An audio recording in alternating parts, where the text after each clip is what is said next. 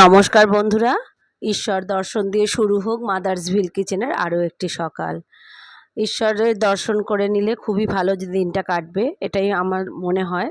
আমার কেন, সবারই সকালবেলা উঠে আমরা তাই ঠাকুর দর্শন করি। তা যাই হোক, আজকে একাদশীর দিন। একাদশীর দিনে রান্নাবান্না চাপ খুব একটা থাকে না, বাইরের নানান অনেক কাজ করে নিতে পারি।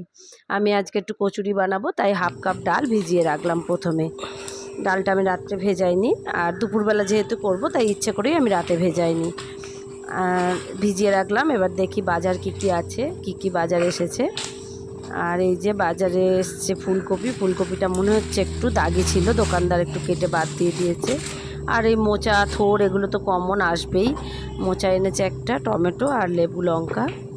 আর এইসব সবজি আছে ভিতরে, আরও আছে বেগুন, পটল, ঢ্যাঁড়স, তারপরে কাঁকরোল, শশাও আছে দেখছি। যাই হোক, সবজিগুলো রয়েছে, থাক, এগুলো গুছিয়ে পরে রাখবো। আগে কপিটা নিয়ে কাজ করি। কপিটা আজকেই রান্না করে ফেলবো, যেহেতু আজকে একাদশীর দিন। এই যে আমার টিন কুমির হতে হতে কুকুর হয়ে গেছে, পুরো কুমির ছানা।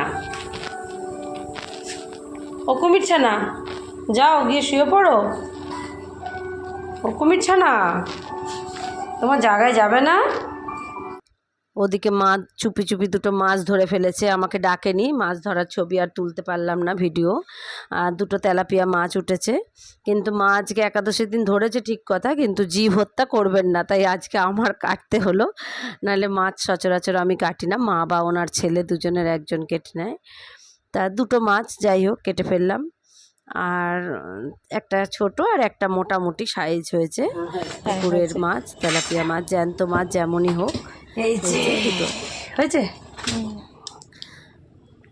এই যে কপিটা কাটি, কপিটা কেটে একটু ভাপিয়ে নিলাম, নিয়ে এবার তরকারি বসিয়ে দিয়েছি। প্রথমে কড়াইতে তেল দিয়ে কপিটা ভাজতে বসিয়ে দিয়েছি, এদিকে বাটনাটা করে নিই।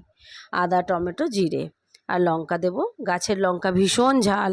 4টে লঙ্কাতে মানে ঝাল বেশি হয়ে যাবে। দুবার তরকারিটা হবে, যেটুকু বাটনা আমি নিয়েছি।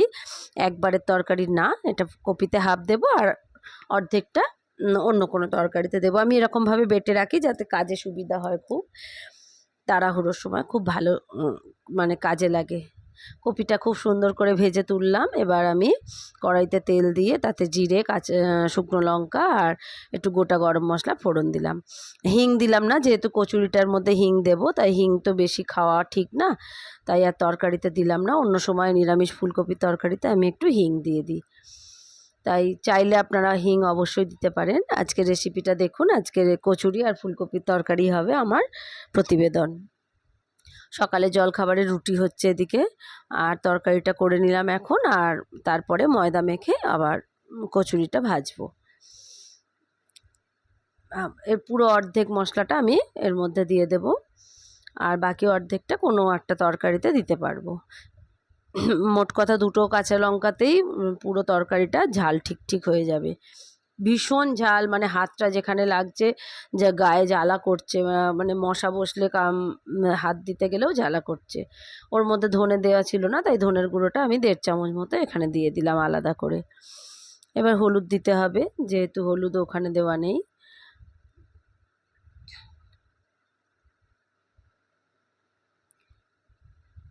চাইলে একটু কাশ্মীরি লঙ্কার গুঁড়ো দিতে পারেন এখানে। যেহেতু কাঁচা লঙ্কাগুলো লাল লঙ্কা ছিল, তাই আমি আর কাশ্মীরি লঙ্কা দিলাম না। বেশ করে ভালো মশলাটা কষিয়ে একদম কাঁচা গন্ধ দূর করে তারপরে কপিগুলো দিয়ে, আর গরম জল বসিয়ে দিয়েছি, জলটা এর মধ্যে দিয়ে দেব। এমন কিছু সব কঠিন রান্না নয়, আর এমন কিছু মশলাপাতিও লাগে না, নর্মাল যে ফুলকপির তরকারি, কিন্তু কপিটায় খুব ভালো স্বাদ ছিল, তাই খেতে খুব সুন্দর হয়েছিল। আমি লবণটা দিতে ভুলেই গিয়েছিলাম, তাই একবারে এখন দিয়ে দিলাম, নাহলে আলু কষাবার সময় একটু দিই আর পরে বাকিটা দিয়ে দিই। তো যাই হোক, দেখুন বন্ধুরা, এইভাবে আমি তরকারিটা বানিয়ে ফেললাম। আর তরকারিটা বানাতে এদিকে আবার কচুরির জোগাড়টা করে নেব। কচুরিটা একটু অন্যভাবে করব, পুর ছাড়া কচুরি হবে। আপনারা দেখতে থাকুন, আশা করি ভালো লাগবে। পুর ভরে কচুরি তো অনেক সময় আমরা করি ডালটা কষিয়ে, এখানে ডাল আমি কষাবো না, একেবারেই অন্যরকমভাবে একটু কচুরিটা বানাবো। একটু মিষ্টি দিয়ে দিলাম তরকারির মধ্যে, আর গরম মশলা আর ঘি একটু সামান্য দিয়ে দিলেই ব্যাস, তরকারি একদম রেডি। এবার গ্রেভিটা বুঝে রাখবেন, এই গ্রেভিটাই একটুখানি শুকিয়ে আসবে, একটু তো ঠান্ডা হলে একটু শুকিয়ে যায়। আর যদি আরও ঝোল রাখতে চান তো রাখতে পারেন। ডালটা ভিজে গেছে, ডালটা একদম সকালে ভিজিয়েছিলাম, আর এখন দুপুরের টাইম। ডালটার মধ্যে আমি 3 চামচ মানে স্যুপের স্পুনের 3 স্পুন আমি টক দই দিয়ে আমি ডালটা বেটে নেব। আর এখানে আমি ময়দা আর আটা মিশিয়ে নিচ্ছি 1 কাপ, এই কাপটারই 1 কাপ আটা নিলাম আর 3 কাপ ময়দা নেব। তাতে দেব হাফ কাপ মতো সুজি।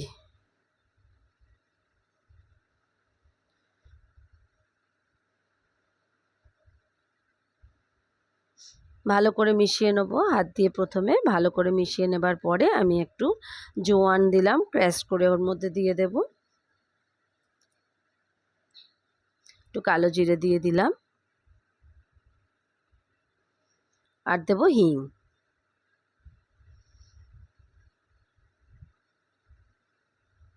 হাফ চামচ মতো হিং দিয়ে দিলাম, আর লবণের সাথে অল্প একটুখানি মিষ্টি দিয়ে দেবেন। আমি মিষ্টিটা দিতে একদম ভুলে গেছি, 2-4টে চিনি দিয়ে দিলে ভালো হয়। আর ওই স্পুনেরই আমি 1 চামচ তেল দিলাম। এখানে খুব বেশি ময়াম লাগবে না, যেহেতু টক দই দেওয়া রয়েছে। কচুরি কিন্তু খুব সফট হবে, কোনো রকম টান আসবে না। এবারে ডাল বাটাটা দিয়ে আমি মেখে নেব।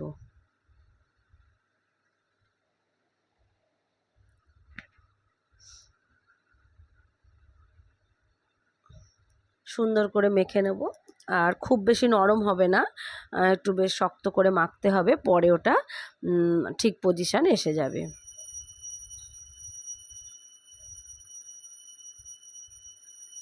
খুব বেশি একটুখানি শক্ত লাগছিল, তাই আমি একটুখানি টক দই দিয়ে দিয়েছি, কিন্তু টক দইটা দেবার পরে দেখছি বেশ নরম হয়ে গেছে। এতটা নরম না হলেও কচুরি খুব সুন্দর হবে। তবে নরম হওয়া সত্ত্বেও কচুরি ভালো হয়েছিল, যেহেতু সুজি ছিল তাই খুব নরমটা বোঝা যায়নি। এবার ভালো করে ময়দাটা মেখে রাখবো, ময়দা বলবো না, ময়দা আটা সুজি সব রকম আছে। আর আটার পরিমাণও 1 কাপ মতো রয়েছে, তাতে 2 কাপ ময়দা রয়েছে, 3 কাপ ময়দা রয়েছে। ময়দাটা মেখে একটু তেল হাত করে যেমন আমরা রাখি সেরকম এবার ঢাকনা দিয়ে রেখে দেব। আধ ঘন্টা মতো রাখা হবে, মিনিট 15 রাখলেও হয়ে যায়।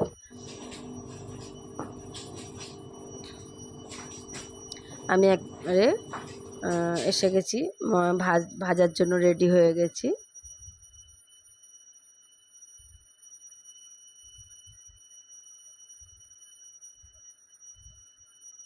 অনেকটাই নরম হয়ে গেছে, ময়দাটা বেশ নরম হয়ে গেছে। আর এতটা নরম না হলেও লুচির ক্ষেত্রে ঠিক আছে, কিন্তু পরোটার মতো হয়েছে ময়দাটা। যাই হোক, বেশ নরম হয়ে গেলেও অসুবিধা হয়নি, আমি বেলতেও পেরেছি, আর ভাজাটাও সুন্দর হয়েছে। তবে নেক্সট টাইম চেষ্টা করব আর একটু শক্ত করে মাখার।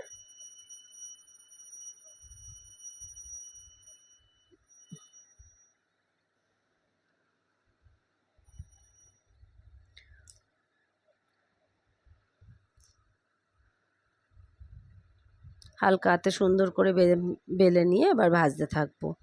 যাই হোক বন্ধুরা, আমার ভিডিওগুলো দেখছেন আপনারা, আশা করি ভালো লাগছে। যদি ভালো লেগে থাকে তাহলে অবশ্যই চ্যানেলটিকে সাবস্ক্রাইব করে রাখবেন, আর পাশে থাকা বেল আইকনটাও প্রেস করে দেবেন। আর লাইক কমেন্ট তো অবশ্যই করবেন, আর পারলে সবার মধ্যে একটু শেয়ার করে দেবেন ভিডিওগুলি। আর এইভাবে আমি রান্না করে নিলাম। আর একাদশীর দিন আমার রান্নার চাপটা খুবই কম থাকে, বেশিরভাগ দিনই দুপুরে ডালিয়ার খিচুড়ি হয়। আজকে একটু শখ হয়েছে কচুরি, তাই বানালাম। আর নাহলে দুপুরবেলা ডালিয়ার খিচুড়ি হয়, রাতের দিকে পরোটা বা কচুরি লুচি যাই করি রাতের দিকে করি। এই যে খাবার রেডি হয়ে গেছে। আর যেটা বলছিলাম, একাদশীর দিন আমি বাইরের অনেক কাজ করে নিতে পারি। কাজ করেছি আজকে একাদশীর দিন, ছাদে শুকাতে দিয়েছি। এবার ছাদে যাচ্ছে নিয়ে আসতে, খাওয়া দাওয়া হয়েছে, এবার ছাদে গেলাম। দেখো তোমরা,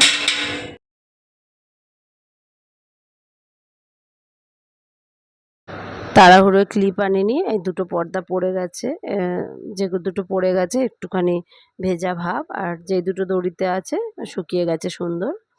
এই পর্দাগুলো আবার টাঙিয়ে ফেলতে হবে জায়গা মতো, নাহলে ঘরে বড্ড আলো হয়। আবার একটুখানি শুকাতে দেবো, আর আসবো না ছাদে, একেবারে নিয়ে চলে যাই, নিয়ে গিয়ে শুকাতে দিয়ে দেবো। এই দড়িটাতে তাপ ভালোই পায়। বর্ষার দিনে বৃষ্টি হলে তখন আমি এই দড়িটাতে শুকাতে দিই। ছাদের দরজাটা খোলা থাকলে সুন্দর হাওয়া বা তাপ যাই থাক, দুটোর একটা হলেও শুকিয়ে যায়, তাই এখানে আপাতত দিয়ে রাখলাম।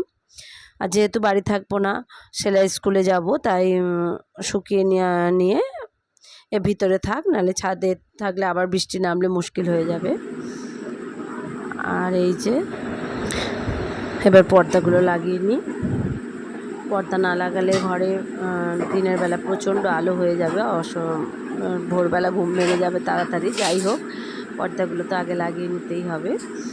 আর একাদশীর দিন এক একটা একাদশীতে এক একটা কাজ করি, আর এটা পুজোর আগে শেষ একাদশী, তাই ঘর পরিষ্কার, পর্দা কাচা এগুলো আজকে করে নিলাম। আর অনেকটা কাজ এগিয়ে গেল আমার পুজোর মধ্যে। আর কষ্টও হয়, কাজ করতে করতে হাঁপিয়ে যাই, আর প্রচুর কাজ যখন একসাথে পড়ে যায় পরপর।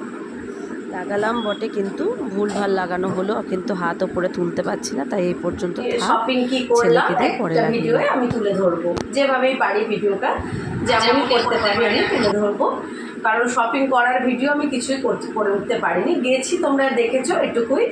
তা যাই হোক, শপিং করেছি কোনো রকমে। এবছর সেইভাবে পুজোর সেই মুডটা বা পুজো পুজো একটা ভাব, সেটা মনের মধ্যে কারোরই সেভাবে আমাদের আসছে না। আমাদের বলতে আমি আমার ফ্যামিলি বলছি না, আমি আমার পুরো পরিবারটাকে, ইউটিউব পরিবার বা আমার আশপাশের সবাইকে নিয়ে বলছি যে এবছর পুজো সেইভাবে মানে কোনো আকর্ষণ নেই, সেইভাবে সেই ইচ্ছাটা নেই।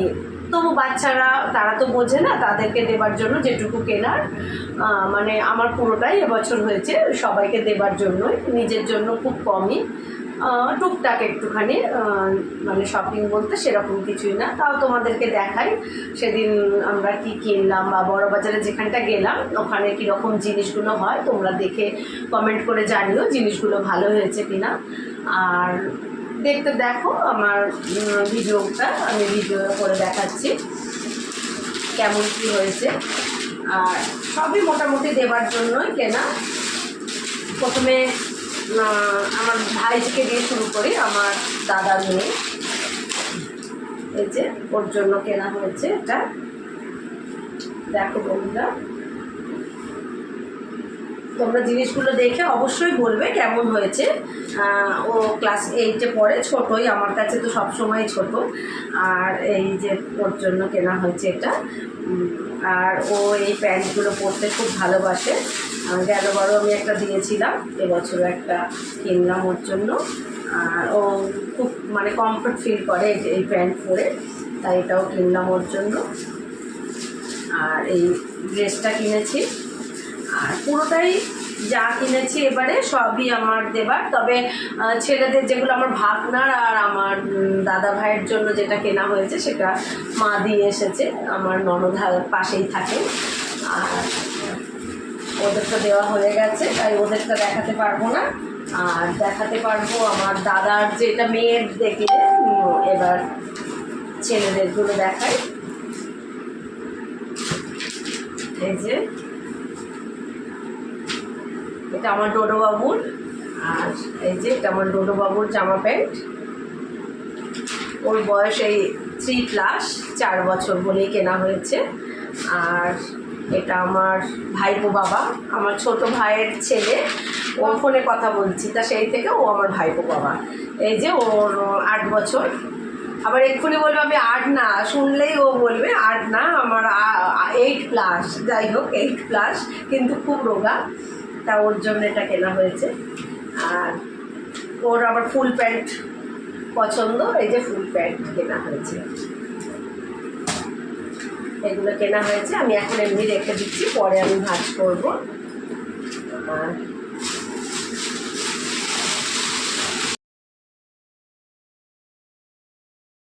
এই যে আমার মায়ের জন্য দুটি শাড়ি কেনা হয়েছে, শাড়ির সাথে ম্যাচিং সায়া।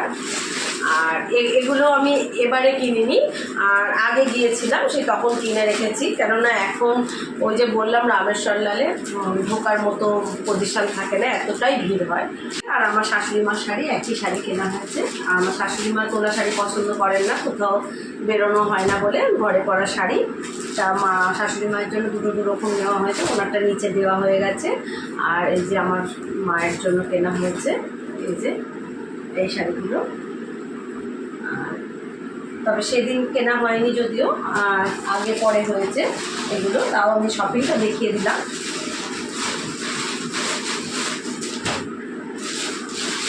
আর তো টুকটাক রয়েছে, বিছানার চাদর, বালিশের কভার, এগুলো টুকটাক কেনা হয়েছে।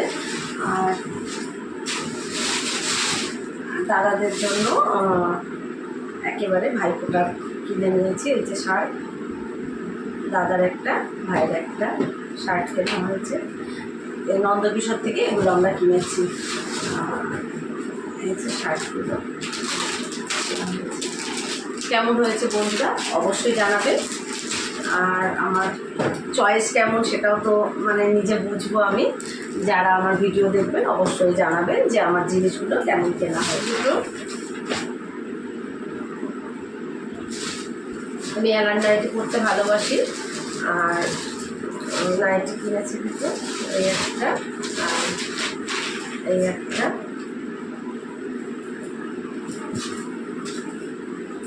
আর একটা বিছানার চাদর কিনেছি, এই যে বিছানার চাদরটা নিয়েছি, বালিশের কভার, এই টুকটাক এইসব কেনা হয়েছে। তা বন্ধুরা দেখলে তুমি আমার শপিং দেখলে, আর এই আমাদের শপিং হয়েছে, কেনা হয়নি। আর ছেলের মামার বাড়ি থেকে দেবে, ওটাই আর পিসি দিয়েছে, ছেলের হয়ে যাবে ওখানে। আর শুধু মানে কেনা মানে এক্সট্রা হয়ে যায়, আর যেহেতু আমাদের আবার উল্টে দেওয়া থাকে তাই ওগুলো দিয়েই ওইভাবে ঘুরিয়ে হয়ে যায়, তাদের দেওয়া থেকে ওর হয়ে যায়। আর আবার আমরা যেটা দিই সেটা হয়ে হিসেবে একই হয়। এই যে নাইটি দুটো আমার খুব পছন্দ হয়েছে, কিনেছি ওখানে। আর ওখানে আরও জিনিস মোটামুটি পাওয়া যায়, কুর্তি, নাইটি, তারপর বিছানার চাদর, বালিশের কভার, মশারি পর্যন্ত, গামছা, সমস্ত কিছু পাওয়া যায়। মানে একই জায়গায় সব কিছু পেয়ে যায় বলে আমাদের খুব সুবিধা হয় শপিং করতে, আর কোথাও যেতে লাগে না। আমার ভিডিও পছন্দ হলে অবশ্যই তোমরা জানাবে, কমেন্ট করবে আমাকে। আর প্লিজ আমার পাশে থাকবে সবাই, আমার চ্যানেলটিকে সাবস্ক্রাইব করে রাখবে, পাশে থাকা বেল আইকনটাও প্রেস করে দিও, তাহলে সবার আগে নোটিফিকেশান পৌঁছে যাবে। আর এইভাবে চলতে থাকুক আমাদের মিনি ব্লগ, আমরা ছোট ছোট ব্লগার, মিনি ব্লগার আমরা। যাই হোক, আশা নির্ভর করবে, আপনারা যদি পাশে থাকেন নিশ্চয়ই একদিন সফল হবে। আজকে এ পর্যন্তই থাকলো আমাদের ভিডিওটা, আমার ভিডিওটা। আর এই শেষ পর্যন্ত দেখার জন্য অসংখ্য ধন্যবাদ। আর ভালো থাকবেন সবাই, নমস্কার।